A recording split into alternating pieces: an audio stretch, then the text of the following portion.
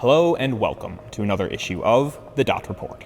In this month's issue, we'll be discussing a range of headlines in the cybersecurity space, starting with the $7.74 million the US seized in cryptocurrency related to the ongoing North Korean employment scam. Then we'll discuss how over 1,500 Minecraft players were unwittingly infected with JavaScript malware, the data wipe feature added to Anubis ransomware, and lastly, the 269,000 websites infected by Jsfiretruck. For even more cybersecurity coverage from the Dot Report, check out our brand new podcast launching this month featuring yours truly and even more cybersecurity news. Now, let's get in the weeds. In an update to the ongoing campaign from North Korea featuring fraudulent IT employees, the DOJ has filed a civil forfeiture complaint to seize $7.74 million in crypto assets linked to the operation aimed at funneling income back to the DPRK.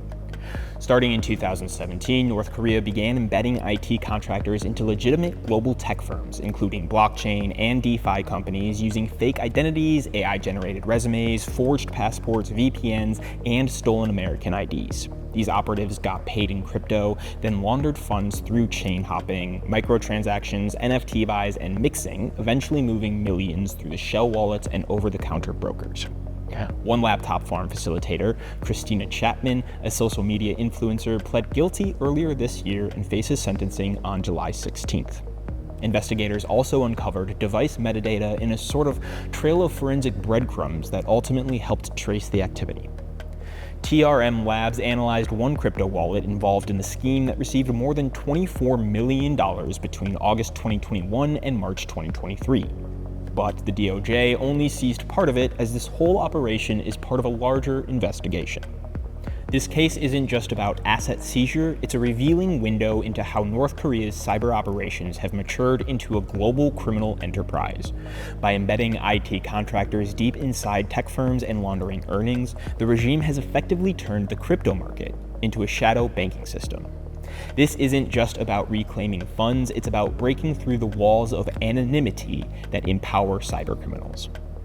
Over 1,500 Minecraft users downloaded a seemingly harmless mod hosted on GitHub, but researchers from Checkpoint uncovered a stealthy Java-based loader in Star Stage 1, dropping a .NET info stealer that harvests passwords, crypto wallets, system data, and Discord tokens. Mods were part of something called Stargazer's Ghost Network, a distribution as a service model that automated the deployment of hundreds of deceptive GitHub repos, aggregating stars and downloads to evade detection. Many of the repos were up for weeks before any antivirus flagged them.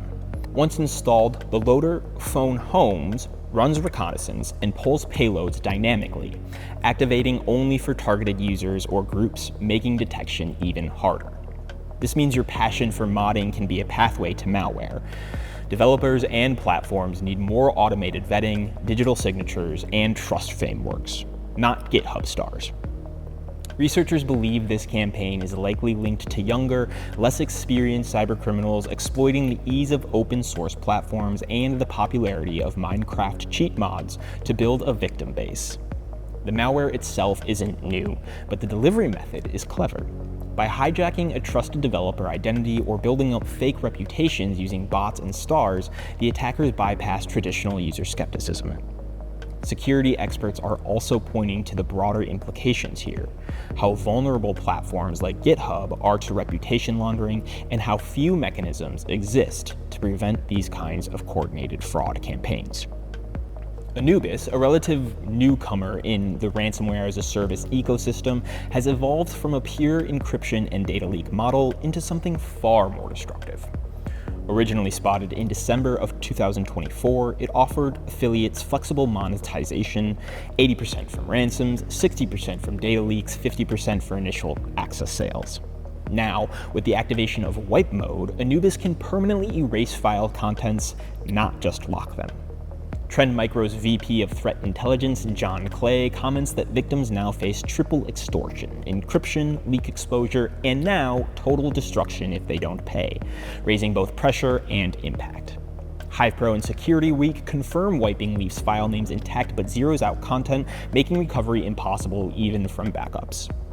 Anubis is aggressively recruiting affiliates via underground forums under names like Supersonic and Anubis Media. Today, it's hit industries from healthcare to manufacturing and even Disneyland Paris, where they leaked 64 gigabytes of engineering documents and attraction plans.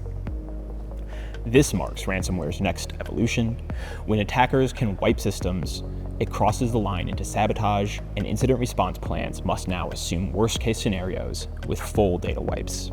Unit 42 at Palo Alto discovered 552,000 live websites compromised with obfuscated JavaScript dubbed Jsfiretruck, using Jsfuck encoding, which is a programming style that uses a limited set of characters to write and execute JavaScript code. Specifically, the programming language uses pure symbols like brackets, parentheticals, and exclamation points to evade detection. The malware dynamically checks a site's referrer header.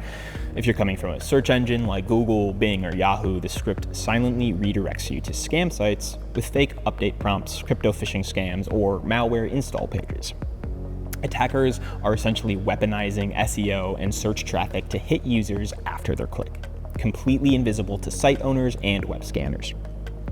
This really is the epitome of compromise by proxy. Legitimate sites become attack vectors. Defenders need to audit all third-party scripts, monitor referrer behavior, use sub-resource integrity, and scan for symbol-heavy JS anomalies. Users should be wary of odd and unusual redirects, especially from trusted sites.